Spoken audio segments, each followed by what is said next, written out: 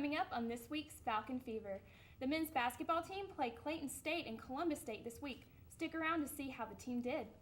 And this week's featured Falcon excels not only on the court, but in the classroom.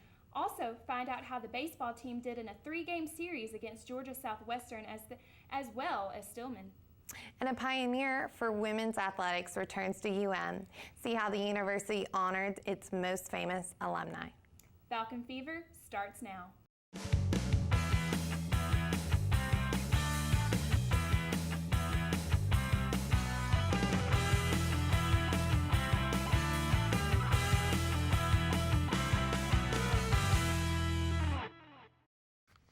Hello and welcome to Falcon Fever, your home for all University of Montevallo athletics news.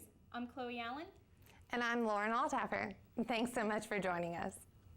The men and women's basketball teams have been busy this week, and both with just a few games left in the season, both squads look to finish on high notes.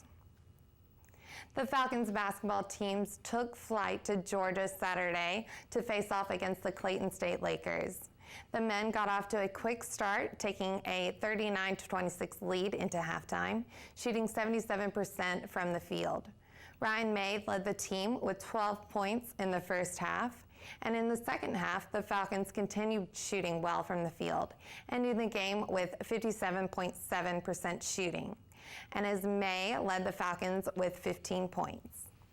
DeJuan Cooper brought excellent bench production, providing 12 points in just 16 minutes on a 75% shooting of his own.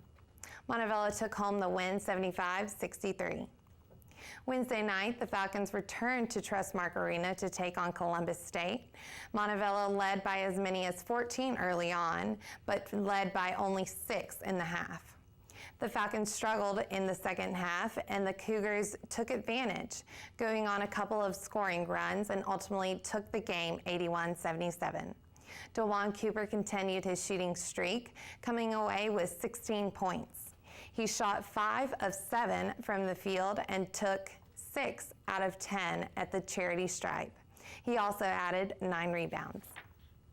The Falcons will face Georgia College Saturday and will face Young Harris in a rare Sunday game the next day. This was a home game that had been rescheduled because of the bad weather. Both games are set to tip off at 3:30 p.m. The women's team was in action during each of the days the men were last week. Chloe, how'd the ladies do? Well, the Falcons struggled offensively early on against the Lakers. Jacqueline Thomas was the lone bright spot for the team in the first half as she finished with 11 points on a 50% shooting and hit 3 shots from beyond the arc by halftime. Taylor Beverly continued her great season, ending the game with 16 points and 10 boards. The stats marked her 14th double-double of the season.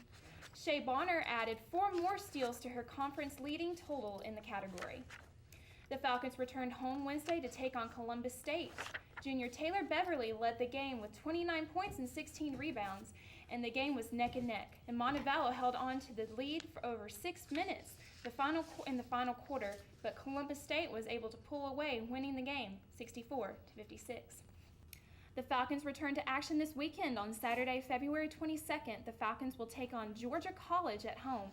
Then on Sunday, we'll turn right around and face Young Harris. Tip-off for both of those games is set at 1:30. Well, it's that time again to shine the spotlight on this week's featured Falcon. That's right. And Savannah Kidd is here to join us today to spotlight that athlete. Savannah? Thanks, guys. When you're an athlete, it's hard to juggle games, practices, on top of being a full-time student at UM. This week we focused on someone who shines both on the court and also in the classroom. I had the chance to speak with Katie Colson about her academic achievements and athletic success on the women's basketball team. I am here today with Katie Colson, who is a women's basketball star, and she's also a very good scholar in the classroom. So Katie, what is it like juggling being so involved in basketball, but also keeping your grades up?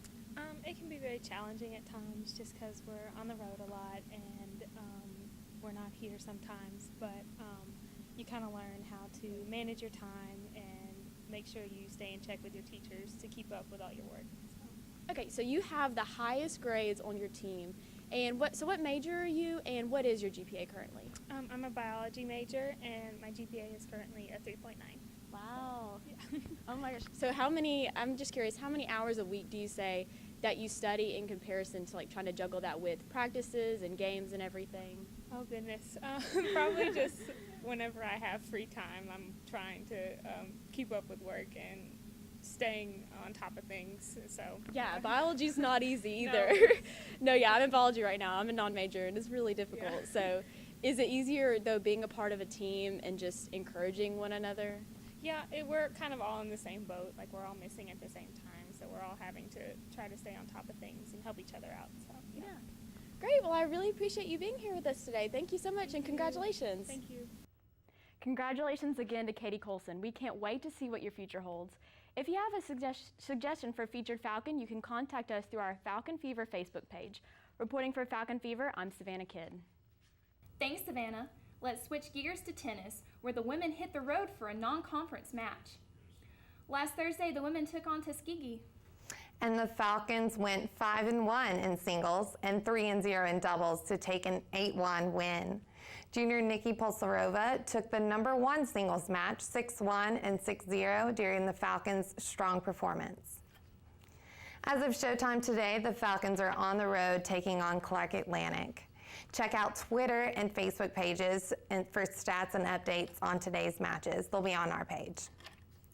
The Falcons have 2 important PBC matchups at home this week as USC Aiken comes to town on February 22nd at 11 a.m. and Lander University comes to visit on the 23rd at 10 a.m.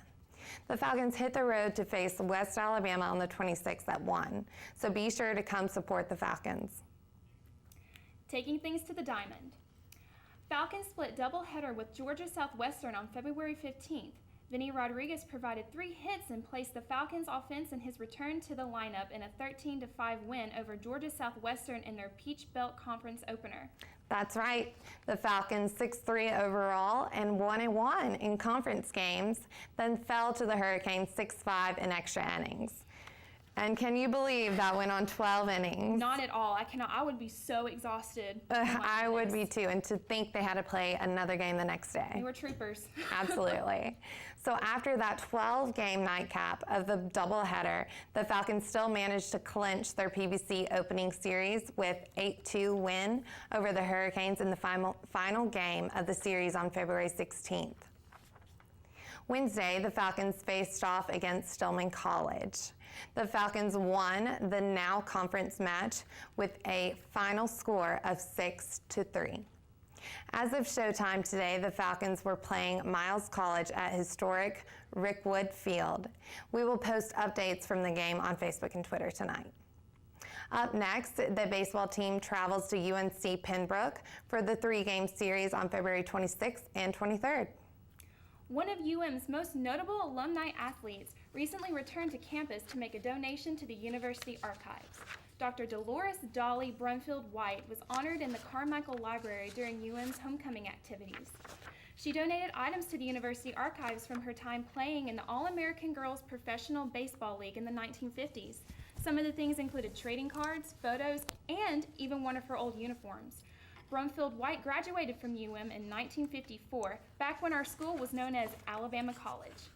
She said that it was hard for a woman to find a job in athletics during that time. Well, another unfortunate factor of the day, there were no high school sports for girls in the state of Alabama.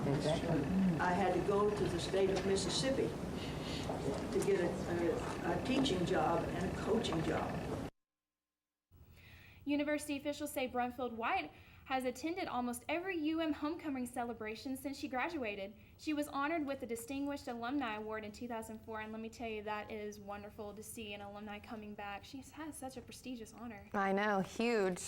And so if you've ever been or attended, to the any of our sporting events, you know that we have some really dedicated fans. That's right. We want to spotlight those fans who are supporting the Falcons by showing their school spirit. So we're going to start a new segment of our show called Show Us Your Spirit. That's right. All you have to do to be one of our spirits is take a picture of yourself at a game showing your love for UM. We know you're out there. Send us a picture through Facebook, Twitter, or Instagram, and we'll feature you on a future episode of Falcon Fever. Now it's time for our Falcon Fever Fan of the Week. And this week's fan is Jolyn Hanna. Jolyn is a Montebello alumna and was highly involved in the production of Falcon Fever while she was a student here. And you've probably seen her right here at this desk. Right here. So thanks, Jolyn, for your continued Falcon pride and your support towards Falcon Fever. Remember, Falcon Fever is available at your fingertips 24/7. You can see current and past episodes of Falcon Fever, including extended interviews with players and coaches. Just go to the YouTube and subscribe for Montebello 4U channel. And you can find us on Facebook, Twitter, and Instagram to see pictures from UM athletics events and behind the scenes of our show. We also post score updates and recaps throughout the week. And last but not least, you can get extended sports coverage on MontebelloFalcons.com. There you'll find schedules, team rosters, live stats, and more. Yep. And well, that's all we have for this week's show. As always, thank you so much for joining us, and be sure to tune in again next week for the latest University of Montebello athletics news. We'll see you then.